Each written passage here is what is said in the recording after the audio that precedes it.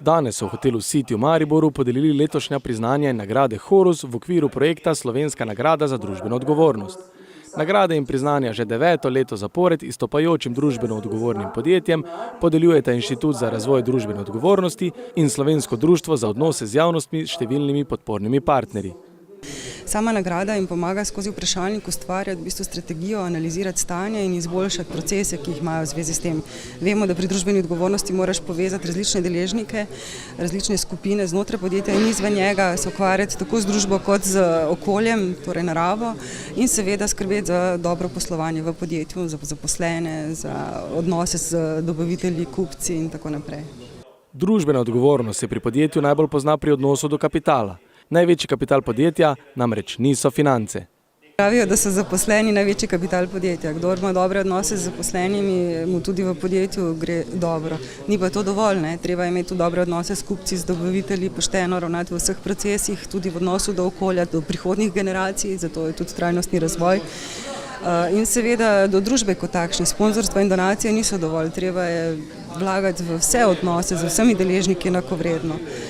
Družbena odgovornost naj bi bila v človeštvu zakoreninjena že v starem Rimu, vendar današnja družba individualizma in kapitala temu kaže hrbet.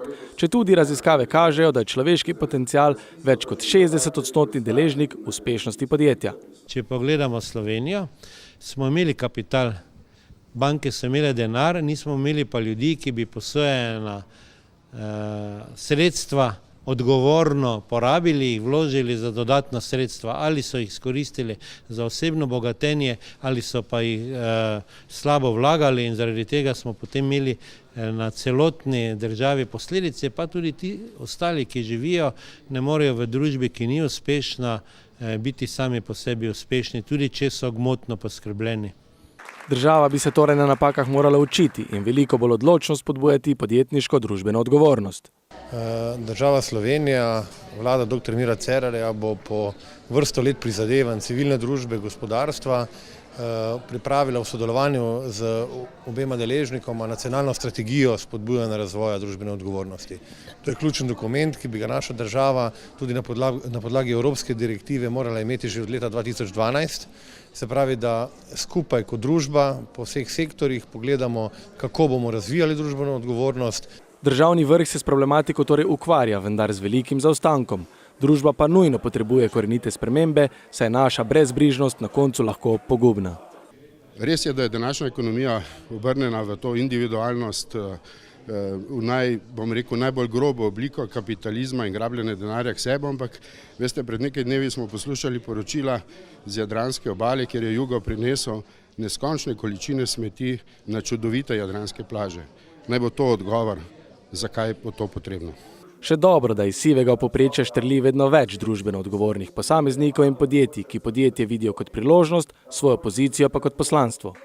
Med njimi je tudi letošnji zmagovalec in dobitnik nagrade Horus med srednje velikimi podjetji, Mariborski vodovod, ki je to nagrado prejel že 4. Stremimo k temu, da vsako leto dodamo našemu delu nek socialni in seveda družbeno noto. Tako da v tem letu smo v bistvu slepim in slabovidnim omogočili, da seveda prejemajo položnice v brajlovi pisavi, v posebni datoteki, z zvočnim zapisom in seveda vse ostalo, kar se tiče, bi rekel, naših donacij in sponzorstev vsem humanitarnim društvom pri njihovem delovanju. Je, da v naslednjem letu naredimo en korak naprej, morda bo v smeri nadaljne digitalizacije, v smeri tega, da seveda bi bilo možno potem tudi z bitcoini potem na nek način poravnavati naše obveznosti. Mariborski vodovod ni edino družbeno odgovorno podjetje iz naše občine, saj je priznanje dobilo tudi podjetje Marprom. Drugi nagrajenci pa so bili bolnišnica Sežana, Identix kartični sistemi, javno podjetje Komunala Brežice, občina Hoče - Slivnica, Nova Ljubljanska banka, Zaubermacher Murska Sobota, Jurček Novak, Varis iz Lendave in Danica Bojkovič iz Umaga.